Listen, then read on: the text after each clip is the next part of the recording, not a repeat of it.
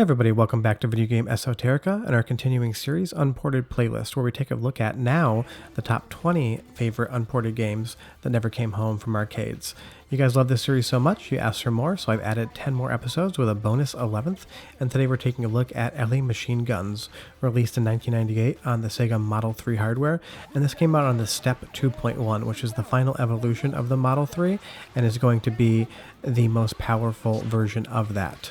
So we're running this on the Supermodel emulator, and it works great with mouse control. Unfortunately, the cursor does stay over the screen at times, but otherwise, outside of cutscenes, it works perfectly in 16:9, and this game is absolutely outstanding Sega arcade action to a T.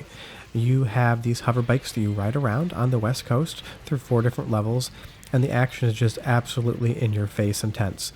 It never lets up, you never really get a break from what's going on, but that makes the game feel really good. Compared to some of the horror late gun games, which I do love, this is just from start to finish pure arcade action. And as far as the graphics and the sound are concerned, this to me is what I remember arcades being. This is what really gave me that awe-inspiring feel when I went to an arcade in the 90s as a kid. Like I've said in previous episodes, if this is as far as 3D graphics ever got, I would be quite happy, because even though this game is 22 years old at this point in time, and 3D graphics have definitely enhanced a lot since then, this to me is good enough. I love the Model 3's colorful graphics, the way it handles polygons and textures. It just looks and feels like what I remember 3D being, and I just think that the Model 3 has a great feel to it and a great look that never really has been replicated. Now, I know I call this the Unported playlist, but we're cheating slightly on this, even though I think it's fair, and I'll tell you why. This game did come out on a compilation disc for the Wii, but it doesn't really look the same, and it doesn't play anywhere near as good with the light guns. The aiming is very touchy. It just doesn't really feel like something that I want to play compared to the arcade original. And that disc is also quite rare now. I checked on eBay before I recorded this, and they're over $100 for the compilation with Gunblade New York. So it's not a great port. It doesn't feel like the Model 3 version very well. The graphics are definitely adjusted a lot, so I don't recommend buying it unless you absolutely want to complete a full set for the Wii, because emulating it on Supermodel is definitely going to be the way to go. It's much cheaper, wink wink, and it actually feels like the original versus that Wii compilation. But I do have to say, it technically did get a port, even if I don't recommend it.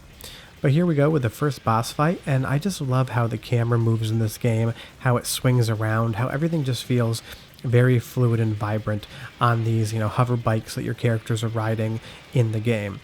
All the different swishes of the camera as you travel through buildings just give you a really fluid sense of action that I do love.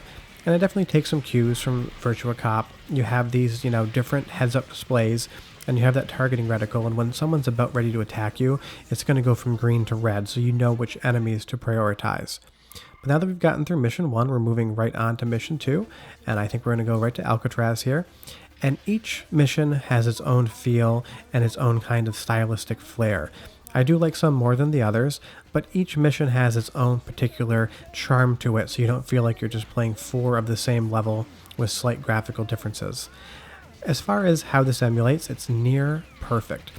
Granted, we are playing in 16:9, and that is something that Supermodel supports, because this game originally was a 4:3 game. So some of the cutscenes are going to be in 4:3 with some bars around them, and you'll see that the heads-up display does still stay in 4:3, all the point scores, all the times. But the actual gameplay itself will occur in 16:9, and outside of a few tiny graphical glitches, this looks and plays like the Model 3 original. And this is becoming an extremely rare game. I saw one maybe 7 years ago, but I have not seen another one since. And a lot of the Model 3 games are becoming quite rare.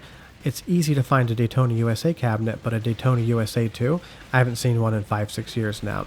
So in a lot of instances, emulating this is going to be the only way really to enjoy it, outside of buying a Model 3 arcade PCB and running it with a super gun and power supply setup at your home with some sort of XY analog input device for the targeting and for the shooting. If you want to do that, go ahead. If I find a cheap one, I definitely will, because I'm an arcade PCB collector and I would love to have it in my collection.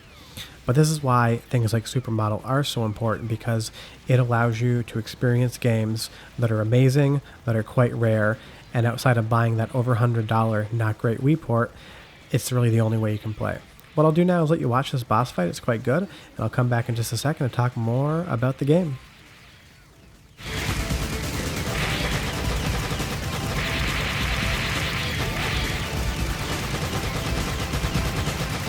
30 seconds left.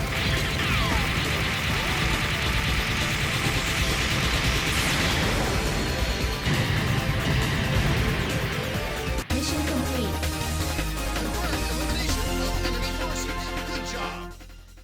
And now we are going to move on directly to the Las Vegas Strip. And this is one of my favorite levels, even if the boss in this I rarely if ever beat. You can run out of time and fail a level. Nothing really changes in the game, but that timer doesn't just kill you and force you to put another credit in.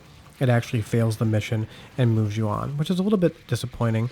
I like it when games just let you pump another credit in and be able to continue versus not being able to see the end of the level. In an arcade setting, I'd rather just give them more money to experience what's going to happen versus not being able to find out.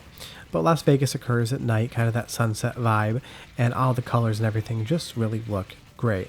And this is what Sega really excelled at, especially with the Model 3 and even the Naomi. These really deep arcade experiences, things that you just couldn't have at home. When this came out in '98, the Dreamcast still wasn't there, so the best we really had was something like the PlayStation 1 or the Sega Saturn, which compared to the Model 3 paled in comparison. And when the Model 3 came out in arcades, it was so far advanced compared to anything that you could experience at home. It didn't feel like you were playing just a better looking game. It felt like you were playing an evolution of what gaming was going to become. Now, in part, that's true. Graphics definitely did get better. But these type of experiences really fell by the wayside and have only recently come back with the advent of VR headsets. The on-rail shooter is definitely coming back, and I really appreciate that about VR because things like this are excellent experiences in VR, and I really hope at some point in time Sega actually starts giving us this back catalog of games. You know, maybe on a console, maybe on Steam, maybe in VR, but I'm hoping that that new technology makes Sega think, hey, we should actually do something with these games, because Sega is clearly a theme on this Unported playlist season. They have so many incredible arcade games that they have never ported over, and they give us some really strange things. I mean, Streets of Rage 4 is awesome. I'm glad that series is back, but why not do that as well as give us one of these games as a port? You know, they've remastered Panzer Dragoon, and that's awesome. So Sega knows that they have these games, but for some reason they just only keep giving us the same sort of things. I mean, how many more versions of a Sonic re-release can we get when something like LA Machineguns still has never really been ported outside of the Wii in a pretty poor port? But this is this boss that I talk about. You have to hit each tank in a certain spot, and I just never am able to succeed at it. And it's probably the one point in the game in which I kind of don't love it. It just feels, compared to all the other bosses, slightly cheap, and I'm not sure what happened, but you see, I ran out of time, I failed the mission, I'm going to move on to the next one. So that's maybe one of the areas in which it kind of doesn't feel as great.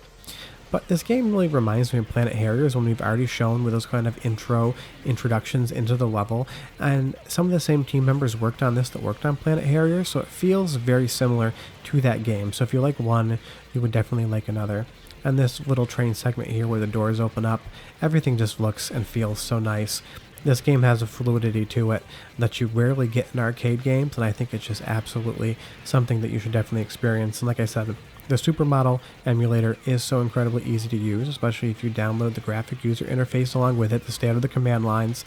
It is like 3 clicks and the game is running. So as far as emulating systems concerned, this is the easiest emulation I've dealt with in the entire season, and Model 3 is one of the most complex platforms around as far as its chipset and the diverse different chips that they use to make this run. It is an absolute amazing job that the developers of Supermodel were able to make Model 3 run so well, even on a mid to low range PC. You don't have to have the most modern hardware ever to make this work.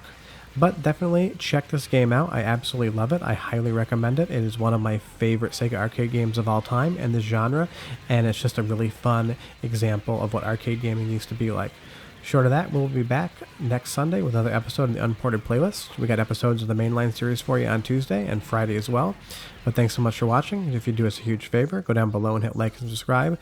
Definitely helps us out. Short of that, we hope you have a great rest of your weekend, and we will see you next time for more episodes on the Unported playlist. Thanks so much for watching. Bye-bye.